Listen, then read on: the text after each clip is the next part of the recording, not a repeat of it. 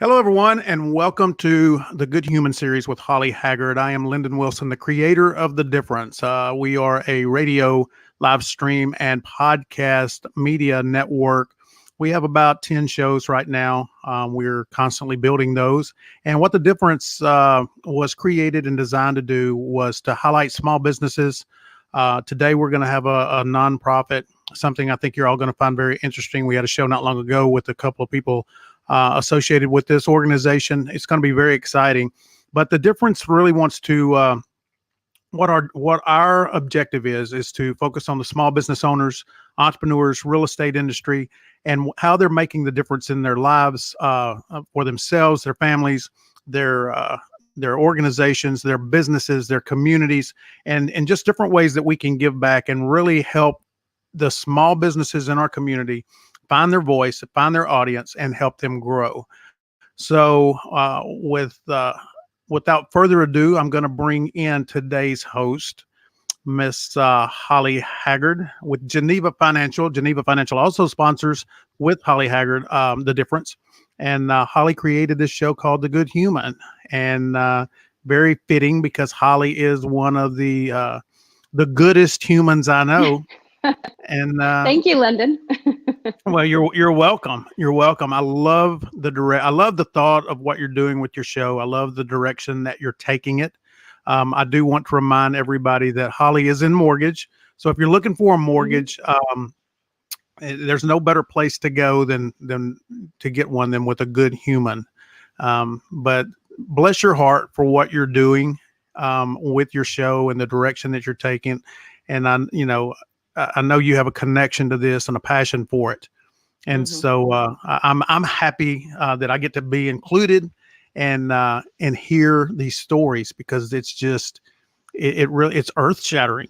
It really is. I mean, what we hear and see and read every day about what's going on in our world can be kind of daunting and discouraging. And then we find the people behind the scenes that are doing so much work to make it right. And so I'm gonna leave that now to you. Tell everybody a little bit about who Holly Haggard is, and then I'll let you introduce your guest. Well, I have been doing mortgages for 19 years this month. That has been a passion of mine up until recently, and still a passion, but I'm finding a new passion, and that's this series, the Good Human series. And it's what I want to do with this show is reach out and find the people that are making the difference, that are doing things that are almost unthinkable. That you think you only see these things in the movies, or they only exist in the movies, and find those people, talk to them, and see how we can help them. My guest today, just God bless her. She is part of a foundation that is near and dear to my heart. If you watched my show last month, or if you're new, Freedom Shield Foundation was created, and her team and these guys that she works with, they get down in the trenches. They go and they do these rescues of children and women that have been trafficked. And they literally get down in the trenches, and they are risking their lives. They are doing the unthinkable. They're doing everything they can to make a difference in a child's life, or another woman's life, or a boy's life. And I'm so excited to have this guest on today. I would love to welcome, and if you have any questions, please feel free to hop in. If you're watching this on a replay, if you could just hashtag replay, so we know that when you're watching, and we'll still answer any questions that you may have. But without further ado, I would love to welcome to our show, Good Human Series, Carrie Grace. Hi, Holly. Thank you so much. I've been looking forward to getting to chat with you and share what I'm passionate about. I'm so excited to talk to you. Lennon, we talked yesterday, and I told Carrie, I said, I wish we were on the show right now. It was just the most amazing conversation. I'm hoping that we're going to get to touch on everything that we talked about yesterday. I know we probably will run out of time, but I'm going to let Carrie kind of give us a little bit of a background. She's been doing this for a very long time. She has founded multiple foundations that are alongside with Freedom Shield, and I'd love for her to tell us a little bit about those, a little bit about her past, and then, like I said, if anybody has any questions, please drop them in the comment section, and we will do our best to get every question answered during the show. And like I said, if it's during a replay, we'll respond to those questions as well. Awesome. So yeah, I actually have been working in anti-human trafficking for the last 10 years. And I have worked primarily here in the DFW Metroplex. 95% of my work, I would say, was right here in our own backyard. And I've spent some time also overseas working internationally in Iraq, in the Philippines, Scotland, and India.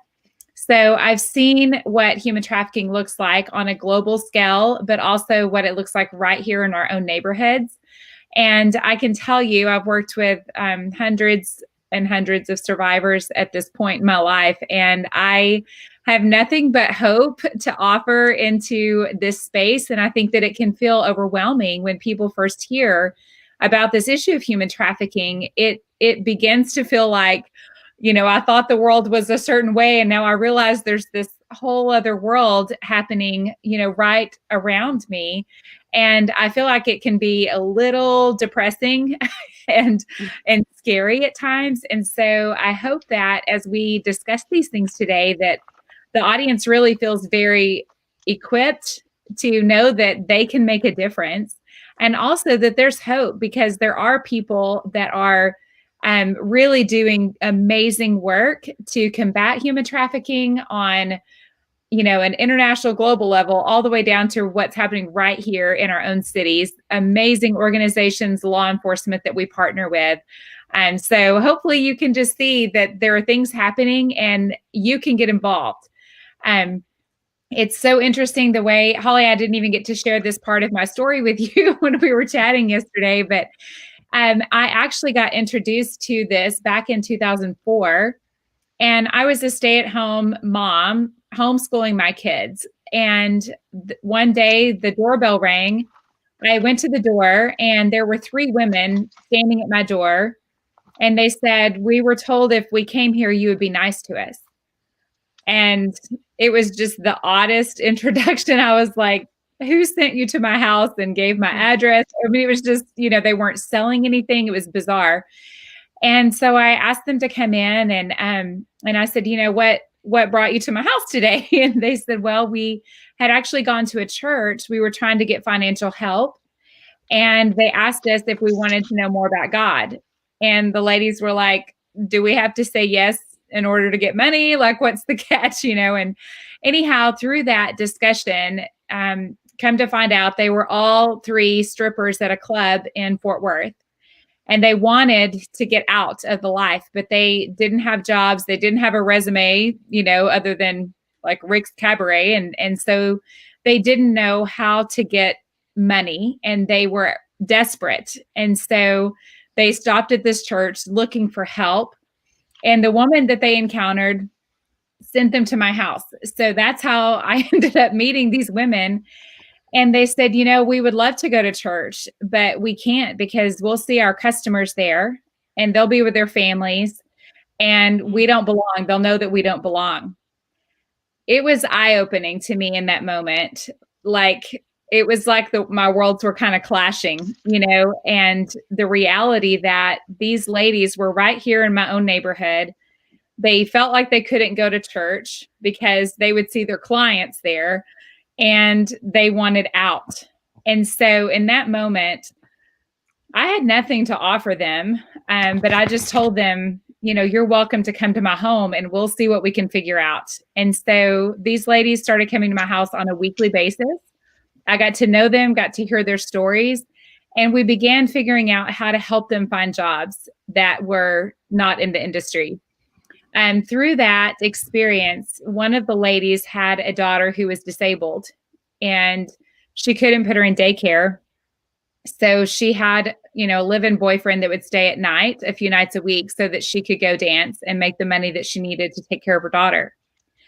And this woman broke my heart because she wanted out so bad. And she would come to my house before her shift, literally just in tears, saying, I don't want to take off my clothes. I don't want anybody to touch me. I don't want to sit on anybody's lap. I just want out. And literally would throw up in my bathroom because she was sick, physically sick over having to go do that job again. And it was just like the whole storyline that we're told, the Hollywood version of this, it was just a lie. And I'm looking at this woman going, we have to do something. This isn't something that, a little girl said, I hope when I grow up, I can be a prostitute or a stripper. And the reality was right there in front of me. And I had to start figuring out what to do to help these women. It's not hard to, determine, I wonder if I'm supposed to do something when these women literally showed up at my door. And so fast forward several years later, that's when I was able to really begin to see how to help women who had been sexually exploited in a lot of different ways. And what I think a lot of people don't realize is that they have a journey leading up to those places that they end up. And the statistic is that 96% of women who end up in the sex industry were sexually abused as children. 96%. Wow. I actually have not personally met the 4%, but that wasn't their story. And I've worked with hundreds of women at this point. So there's a vulnerability and there's wounding that's happened in their lives. And they didn't make this choice because they were trying to put themselves through college. You know what I mean? That there's a lot of ways to put yourself through college. Right. And so I just saw the lie and began trying to figure out how can I make a difference? So that's what literally landed me in this quest for how can I help those who've been sexually exploited? And that journey has led me all around the world. Wow.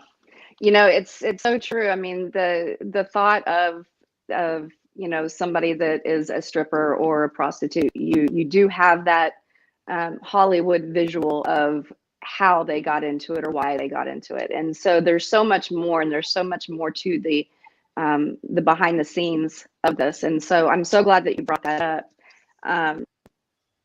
Tell me a little bit about how you got involved with Freedom Shield. What was your first encounter like when you met Ro? If you can kind of tell us a little bit about that. This is one of those, one of the craziest stories. So I had been working with women who were, trying to get out of the sex industry, mostly the strip clubs here in DFW, which we have over 40 strip clubs in the Metroplex, and we're second in the nation for strip clubs per capita. So we're behind Portland, Oregon. They are number one. So it's a hub for all kinds of activities. Trafficking is happening through strip clubs, prostitution, escorting, all of that's happening through the clubs. And so our teams had been going into the strip clubs in DFW, just taking gifts to the women and inviting them to a weekly support group. And I had, was leading a weekly support group and getting to meet these women, find out what resources we could provide for them. And that was really the extent of my level of engagement so far in this world. And I was in my office one afternoon and I get a phone call from a grandmother, and she was frantic and she was chasing traffickers who had taken her granddaughter down the highway. She was chasing them in her car, and she's calling me asking if I could help her get her granddaughter back from these traffickers. And I'm like, I have a support group for women. I don't chase traffickers. I have no idea how to help her. I'm trying to see if we could get law enforcement involved. And she was like, no, I can't call the police because even though she's a minor, she already has a record for prostitution, and I'm afraid they'll take her back in. And can you please help? Who can come help me get my granddaughter back? And I had no idea, who to call. I'm asking the other ladies in my office, have you ever had a a call like this come in? And they were like, no, we've never had a call like this. And so I am looking for anything, to be able to help this woman. And a coworker hands me a business card and she goes, wait, there's this guy we met at a conference and his name is Roe. And we think he does something like this. So I'm like, well, give me his card. So she hands me this card for Roe.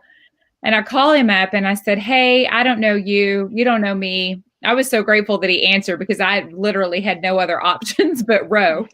And I said, there's a grandma, she's chasing her granddaughter, can you help? She says she's been taken by traffickers. And he goes, yeah, I can help with that.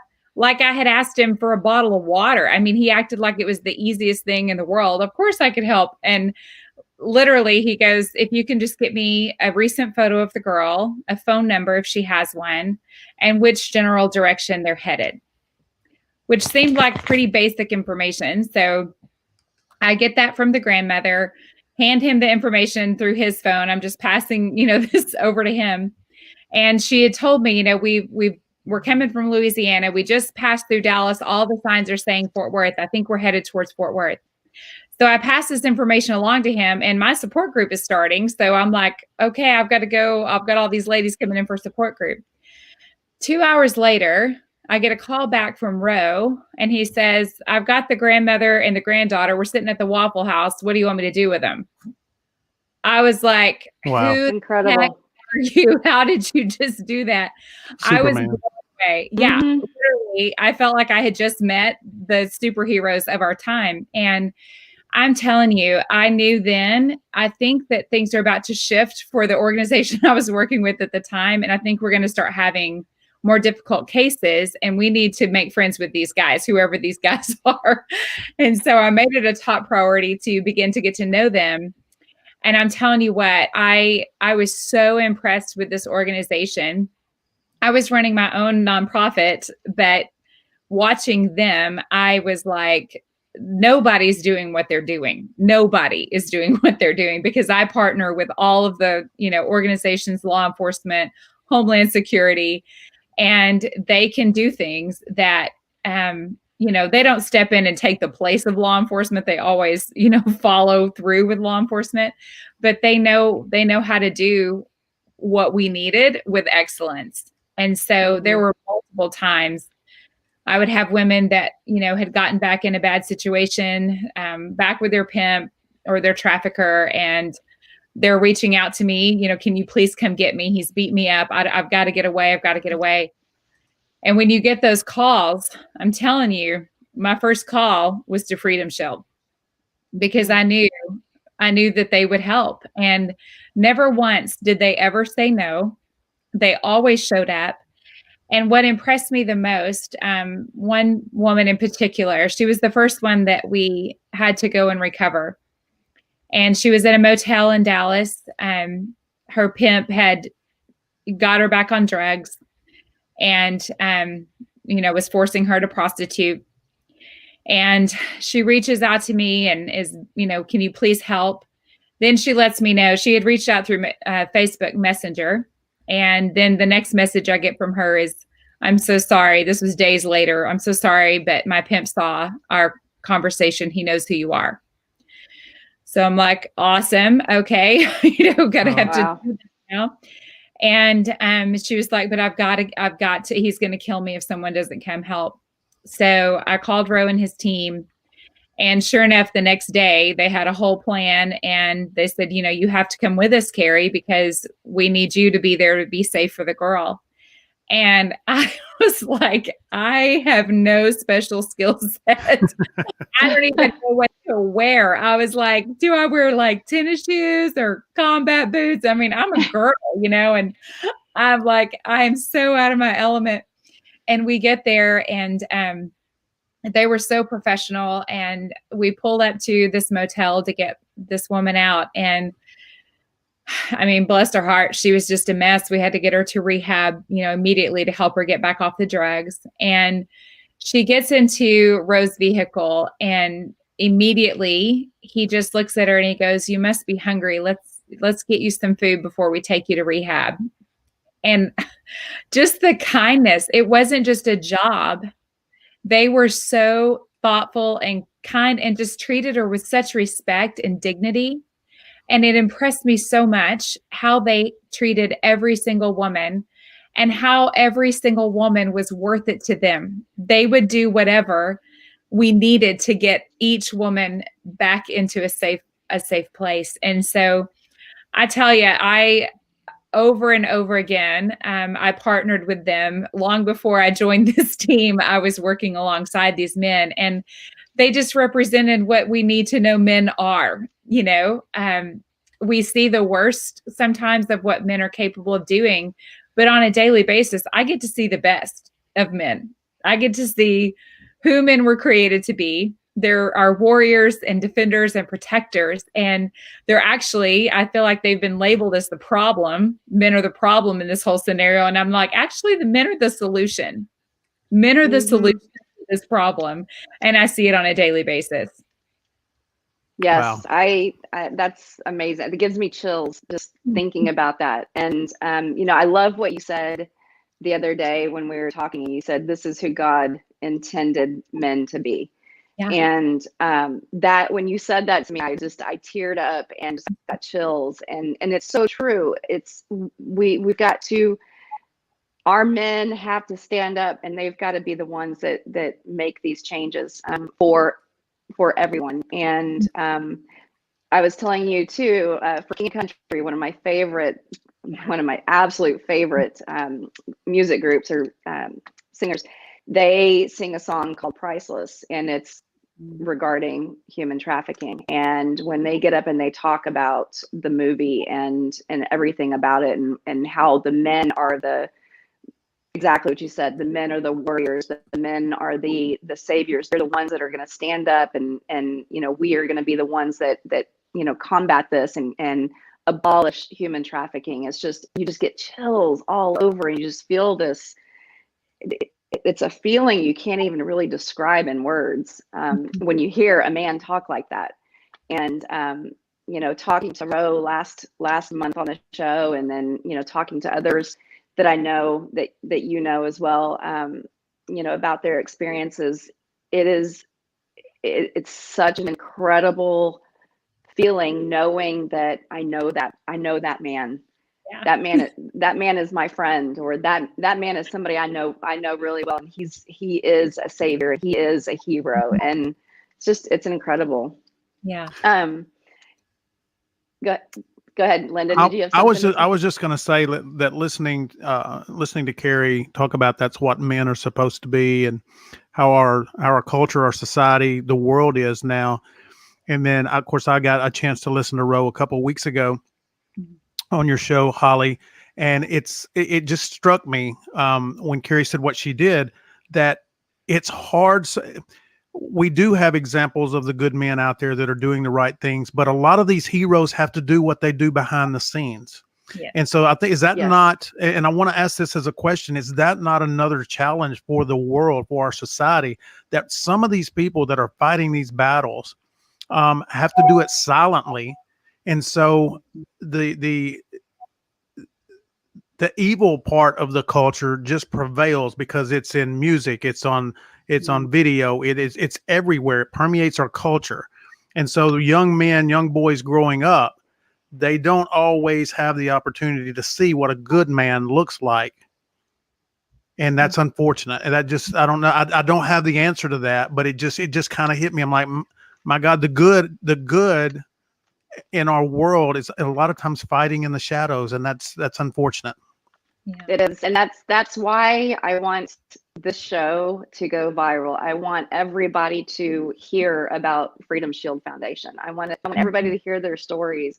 And one of the things that I mentioned to Carrie was that these stories, some of the stories of the rescues, they may be hard to talk about. The stories that Ro told last time, we can bring some of those or discuss some of those. It hits you in the core. It hits you so deep that you just feel like you've got to get out there and do something. And I think that, when you see the commercials for, children with cancer, and you see them sitting in their beds, and it is heartbreaking. It is so heartbreaking. But in those videos, you don't see the pain behind it. And sometimes when you see the truth behind what they're going through, instead of just seeing them, or you hear true stories, and it's deep, just stories that you would not think that you're going to hear, or that somebody's going to tell you. I think that really hits the core of Americans. I think that really hits the core of, it hit the core with me, hearing some of these stories, especially that little girl that Ro talked about. Carrie, I think you have some information on that story, the little girl in Louisiana. It blows my mind that sometimes you get kind of censored, I guess, if you talk too much about a certain topic, or if you go into too much detail, or if it's a little too gruesome to hear. And I think that's some of the stuff that you need to hear, so that you can see the truth behind what's going on.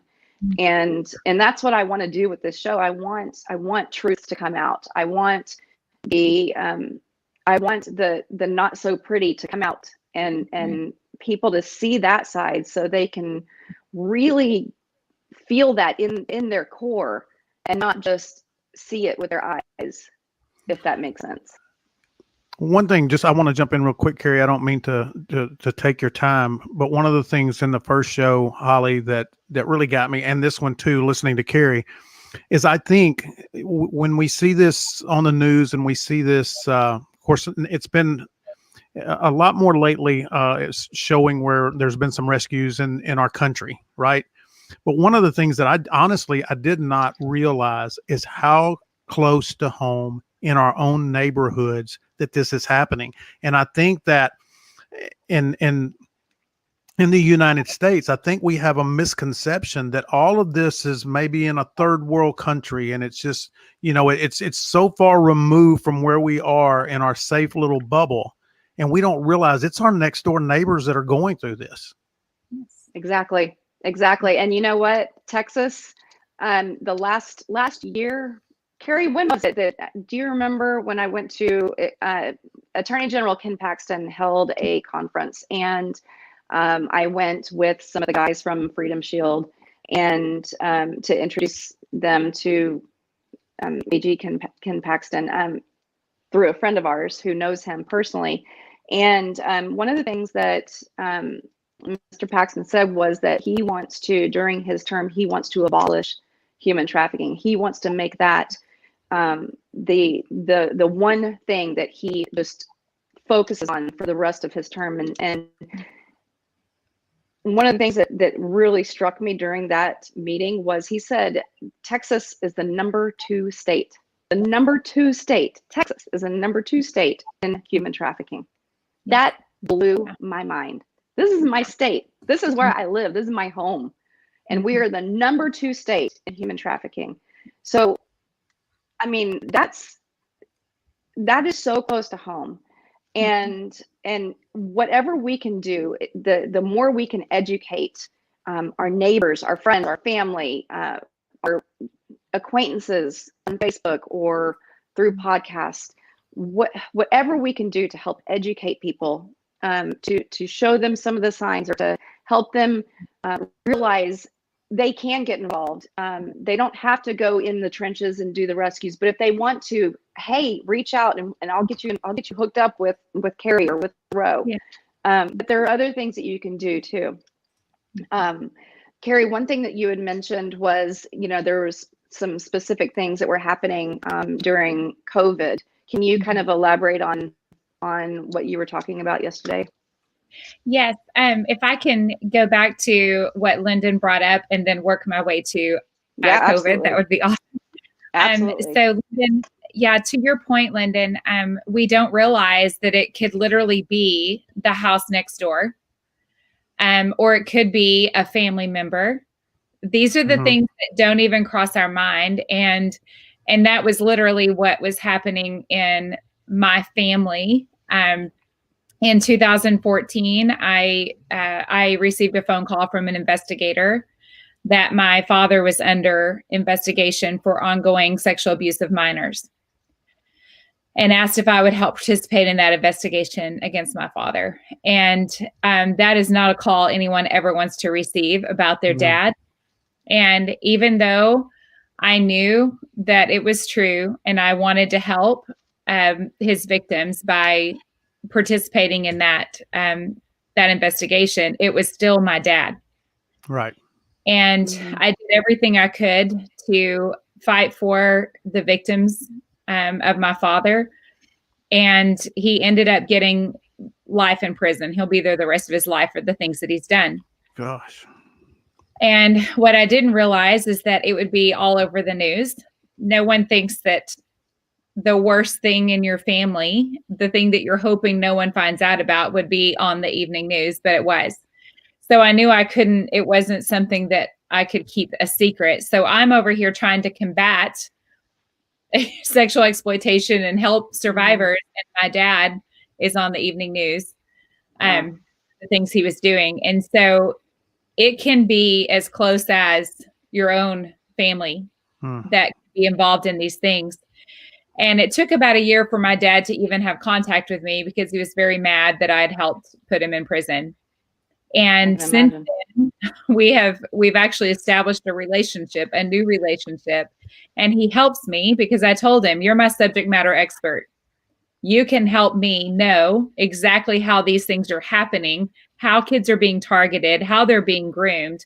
If you will help me, that can be part of your redemption from prison. And he is. I mean, he's helping me. And one of the things that my dad has said is that this sin will take you places you never thought you would go. So these, we talk about gateway drugs that will lead you to the harder drugs. It's the same with this whole industry. It starts with pornography. We know this. And as much as people want to ignore that truth, it is the absolute truth. It starts with being introduced to pornography. So our young kids are being targeted. From now, the average age of exposure to pornography is as young as 7. Oh, God. So you think about the targeting that's happening to the vulnerable. And this is why I tell men, you're not my enemy. We're in this together, because men have been targeted just as much as the women have been targeted.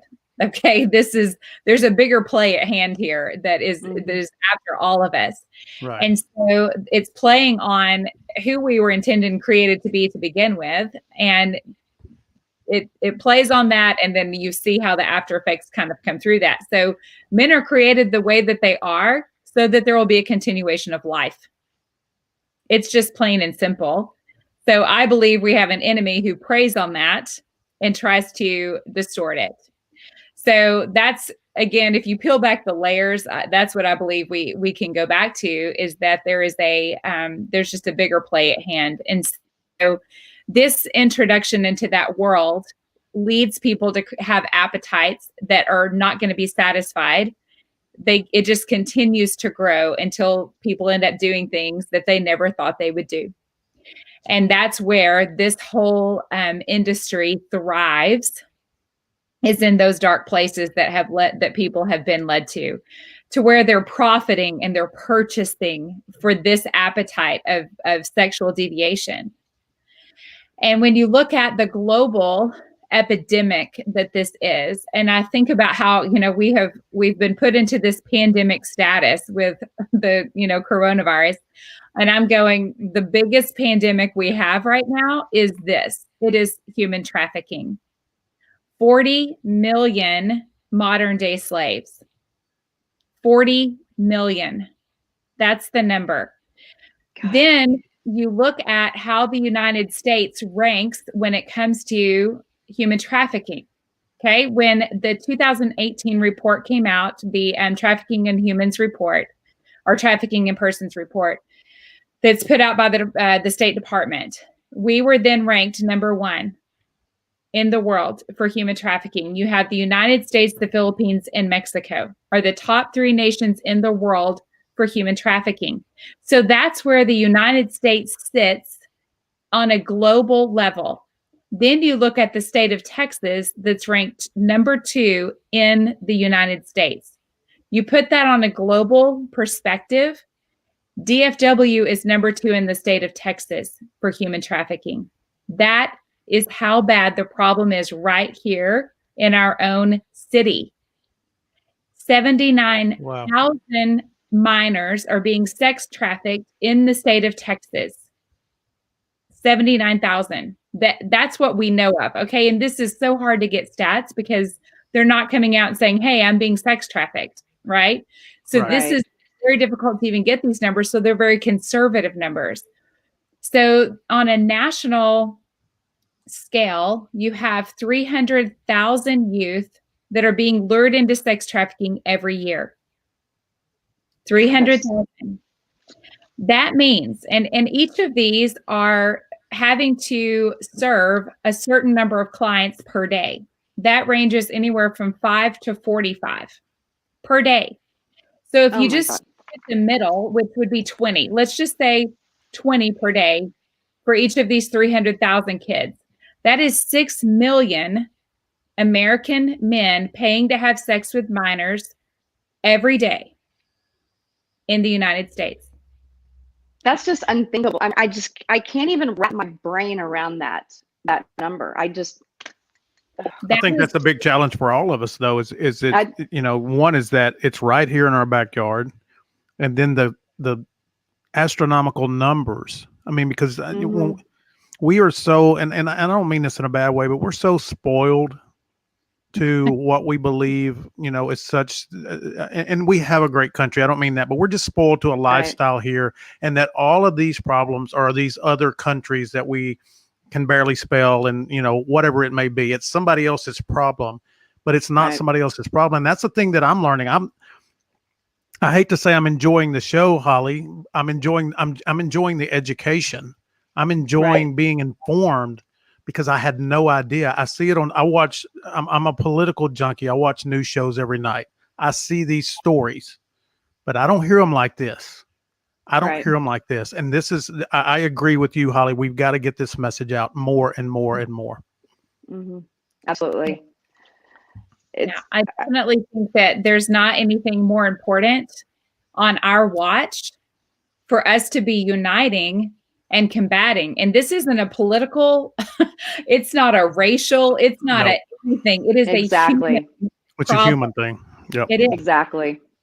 And that's what we have to see. And so then to pull forward to what happened during COVID, that was very unique.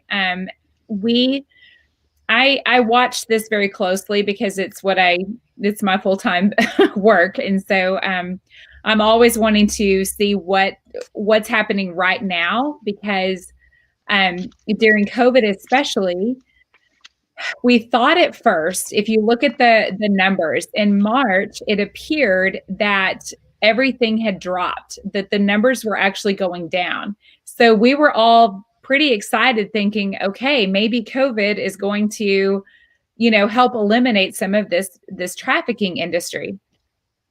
Well, unfortunately, what happened was we found out where everything had pivoted to.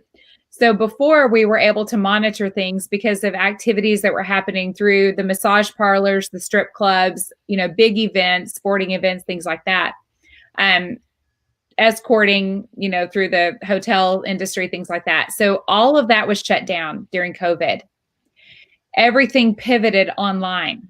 So when you look at the charts, March was lower than anything we'd seen in a while. And then April was a huge spike, and it continued to go up because the online ads were off the charts in comparison to what they had been before. And unfortunately, there was this new methodology of preying on the vulnerabilities of those who were maybe in need of their basic needs.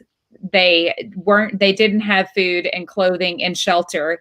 And so we would even see those that were preying on them, they're, grooming them. The phrases were, do you need a place to stay? Do you need to earn some money for food? It was literally like Maslow's hierarchy of needs. It was the bottom, layer of everyone's basic needs that they were able to approach women and try to lure them into this with that kind of language. So online ads went off the charts during COVID. Another thing that I think was pretty pivotal in seeing this increase in demand and supply was that Pornhub gave free subscriptions during COVID. Pornhub is the largest platform for online pornography in the world. Okay, globally, Pornhub is the biggest place where people access pornography. And the United States is the #1 consumer of Pornhub.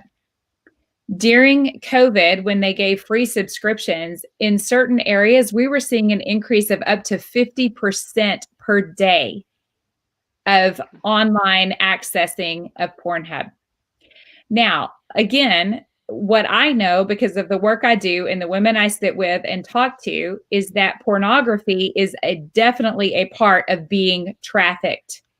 They are forced to do pornography.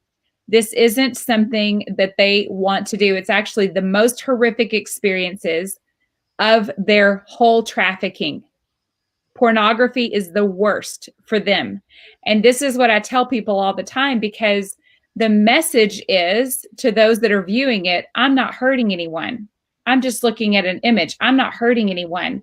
And for the woman, it is the worst experience that she's had in being trafficked. I could sit and listen to women. They could tell me about being beat up in a motel room by a guy, having a gun held to her head, being raped multiple times. And these are very common experiences that women have had in being trafficked. But when she talked about, there were 2 issues that when they broke down in my office and cried, it was over these 2 things. One was the abortions they were forced to have. And 2 was the pornography they were forced to participate in, because they cannot get those back. Right. It's out there forever. And it was very humiliating, excruciatingly painful. They had to be drugged to even participate in it. And they can never get that back. So any future employer, any future, possible person that they would want to marry and their family, anybody could access these things. They don't have the ability to ever get that part of themselves back. And I just want to encourage everyone in our society to understand that when you click on that image, you were participating in an individual who is being sexually abused, exploited, and trafficked. That is the reality. She's not having a good time making that video or participating in this. It is horrific for her. And I think if we can just pull the curtain back and dispel the lies, we begin to appeal to the humanness of all of us that goes, wait a minute, I don't want to hurt. I don't want someone to be hurt because I wanted to have this moment of pleasure and on Pornhub. We don't. If we literally will just hear the truth, I think that people will begin to be set free because we'll no longer create the demand. And one of the things Rose says all the time to men when he speaks to them is every time you click on these images and these movies, you could be creating the demand for your own daughter. Oh my God. It becomes really personal. And when we know the statistics are 1 in 5 kids are approached online by sexual predators. And that was a stat from 2017. I promise you it's increased, especially through COVID, because you had kids having to do way more activities online than ever before. They're doing school online. Everything was happening online. Don't you know the predators were ready for that?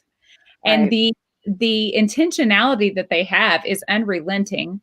So these are just specific things we saw. One other key factor during COVID that I want to point out is that we had a huge spike in domestic violence during COVID because everyone was stuck at home, which resulted in way more runaways during COVID than what we normally had. These runaways, just so you know, 50% of runaways are approached within 48 hours by a pimp or a trafficker. 48 hours. Within 48 hours. 50% of them. I mean, how does that work? One example, and this is from working with the Dallas PD. They will let you know, first of all, this again is a stat from probably 2016. Dallas Police Department reported that there are over 400 underage girls being prostituted on the streets of Dallas every single night. Okay, so that's what's happening right here in Dallas, Texas. So for instance, let's talk about like the bus station. You have an organization because these pimps and traffickers are organized. They know what they're doing. So they'll have a lookout placed at a bus station. Who knows, between the hours of 10 p.m. and 6 a.m.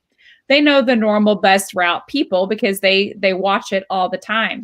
So the minute some girl gets off the bus with her backpack who isn't normally on a bus, they approach them immediately because they know this is a runaway. So all they have to do is approach and go, you look like you could use some help. Here, let me do this for you. Let me get you this. Do you need a place to stay? And all they do is they're nice to him for maybe 2 weeks. And then now you owe me. Now I'm going to need you to pay back. And it happens just like that. So that's one example of how they're being approached once they run away. Wow. What about, you hear stories of children being snatched and, their parent is just right around the corner. What is it that we can do as parents, when we are out and about, or, what are you seeing take place, or how are they making that happen? I mean, it's like you close your eyes for a split second and you hear a child has been taken. How are they doing that? So that is not the most typical way that trafficking happens. It is more of a rarity for those type of cases to occur, but they do happen. It's not that they don't happen. It's just not the most common way. What's more common are going to be kids that are in the foster care system, kids that have been through juvenile, detention, and kids that are runaways. Those are the three most vulnerable populations in our youth. What is most common is going to be them being approached online, or what we call, there's several different forms of what we call kind of the modern day pimp approach. And so one of the approaches is the Romeo pimp. And this is where it's a classmate or it's someone your age that's actually building a relationship with you. And it could even be one of the cases we worked with. It was a teenage girl that befriended another girl. Okay. And she built that friendship for a year. And she was the recruiter for this gang that was trafficking girls. So she builds a relationship, and after a year, she finally convinces the girl to sneak out one night, and she immediately takes her to an apartment where she's going to be trafficked.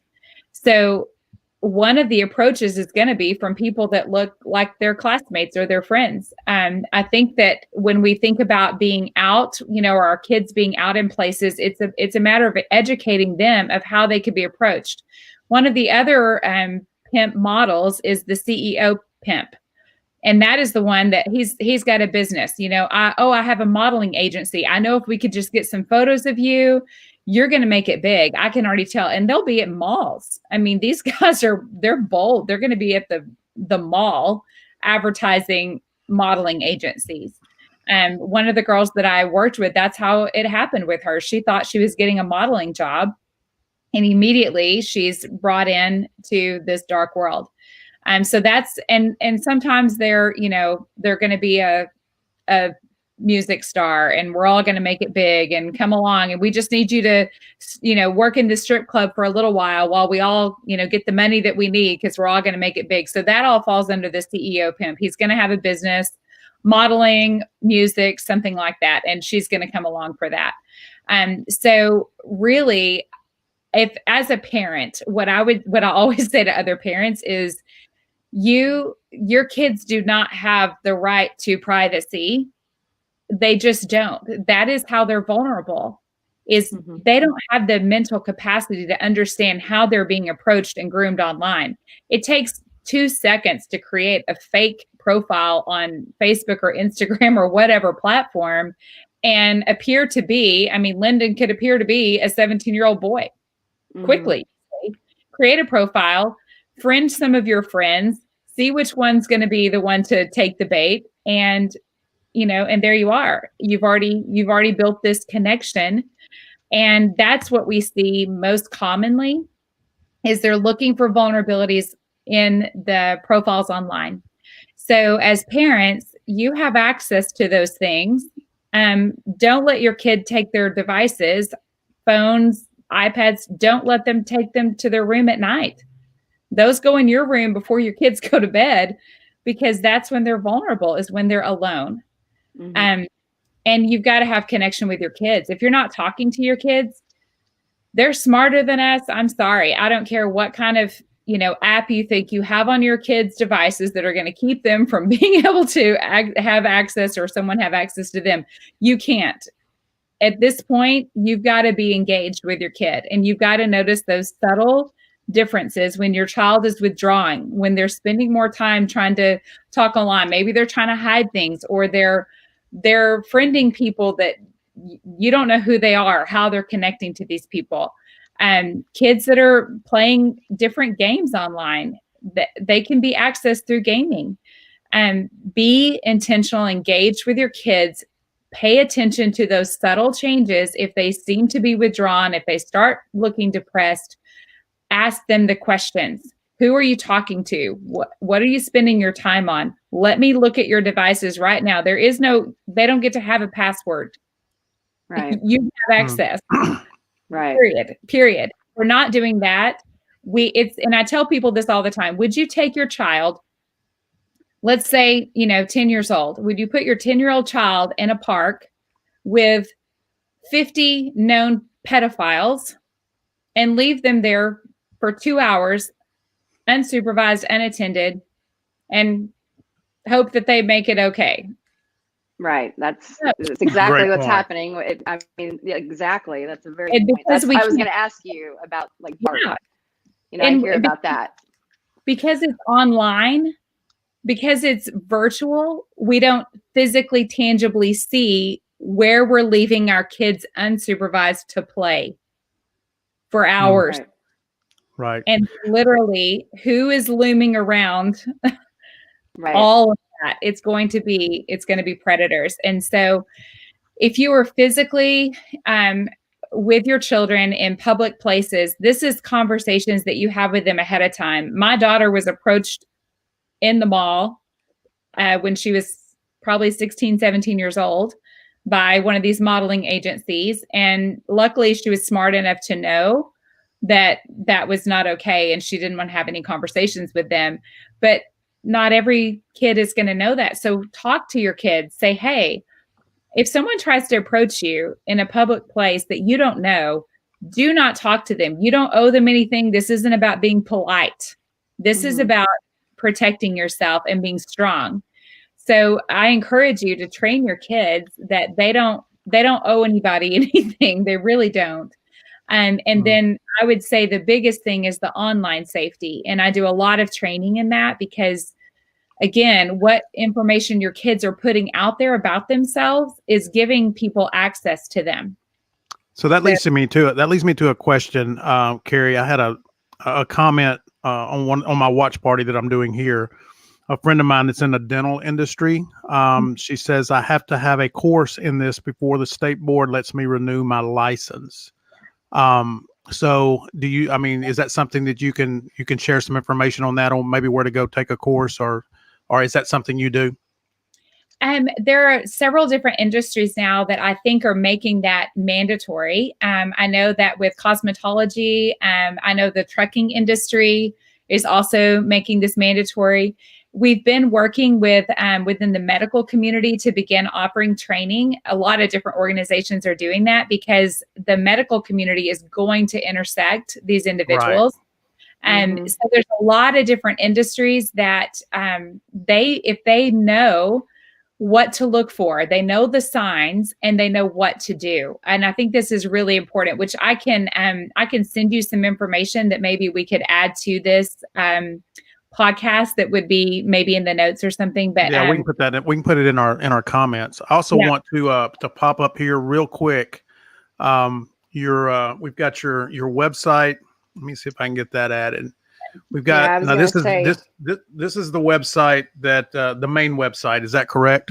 Yes. Yes. Okay, and then we've got your Facebook page. I want everybody to kind of look at this and be familiar with what you're seeing here. So that's your Facebook page. Yeah. And then we've got the Twitter page, which I will be following. So haven't done that yet. And then also Yeah, you have your personal page, I believe, right? Do I have that? Am I on that? I think they have my bio is on the About Us section. So I'm the executive director of Freedom Shield Foundation. So I'm the only one that they actually allow a photo of because we keep our guys very well protected. And we don't want their identities to get out there. So these are our board members. And we, again, operational security is number one to us. So as long as we keep our guys protected, they can keep doing the work that they're doing. Right. He's always in the shadows. That's just the reality. I think if there are people out front and showing themselves, they're probably not doing the work. Right. Right. So this is your bio here, right? Yes, a lot of the information you already gave us. Okay. Yeah. Awesome. Yeah. Awesome. But I do want to just let people know that if you're seeing something that seems like it could be a trafficking situation, I want to encourage you to, first of all, if it's something that every bit of your spidey sense is going off, call 911. You're not going to be doing something wrong by reporting that. Call locally first, but then also report it to the National Human Trafficking Hotline number, which we can add that here. Because you want to be able to get that information put into that system, because if there's a continued report about a similar situation, they are beginning to build a case potentially. So every time you report, you could be helping that individual finally get free. I've had so many girls that have said, I wish someone would have noticed. I wish they would have done something for me. And we don't ever encourage people to try to intervene in a situation and confront, because you could actually be putting the girl at more harm or at more risk for harm. So we encourage you to make those reports as quickly as you can. Awesome. Carrie, that's such great information. And I know we're running short on time now. Yeah. And we got you. And you told me, Holly, you told me an hour is gonna. Yeah, I know. I mean, this hour went by so fast. It did. Yeah, it did. I feel like we just started. Yeah, we barely scratched the surface. I do want to mention one thing. One foundation that Carrie is a part of, or that you founded, correct? The Shiloh House. And we'll put some information about the Shiloh House as well. It's a safe house that we can give some more information on. I'll let you briefly talk about that, and then we've got about a minute and a half, I think, left for the show. Perfect. Yes. So it's one of the things that we realized is that law enforcement could not even begin to do the rescue operations for the victims that they knew were out there because they had nowhere to take them. So our solution was to provide immediate emergency housing for sex trafficked victims so that we could work closely with law enforcement and get them immediately into a safe, secure location and begin to help assess their needs and get them the help that they desperately need. So that's what the Shiloh House is all about. We hope to open 35 safe houses in 35 cities across the United States. Our very first one is right here in the DFW area, and we love getting to bring in these individuals and just truly share the tangible love of Christ with them and allow them to begin healing. So that's the Shiloh House. It's the first of many to come, is our hope. But we would love for people to partner with us so that we can continue to keep these safe houses opening across the United States. Absolutely. Well, I'm definitely going to join you on that mission. Carrie, I want to thank you so much for joining us on our show today. Lyndon, thank you as always for being such an amazing co-host with me on this show. And everybody have a wonderful evening. And until next time, be a good human.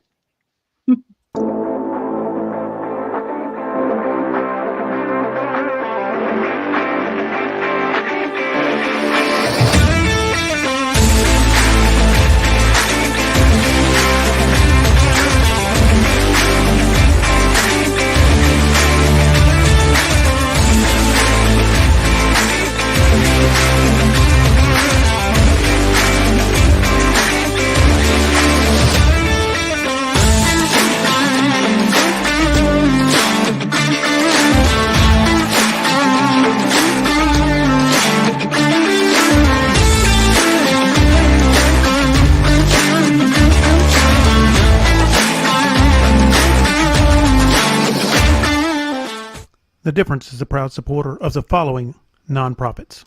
Creek and Timber Legacy, providing outdoor learning, hunting, and firearm therapy for veterans, first responders, and children with serious illness. You can find more info at creekandtimberlegacy.org. And Sharp Shoes. Through local schools and shelters, Sharp Shoes helps provide new shoes for countless needy people and their families. You can find more info at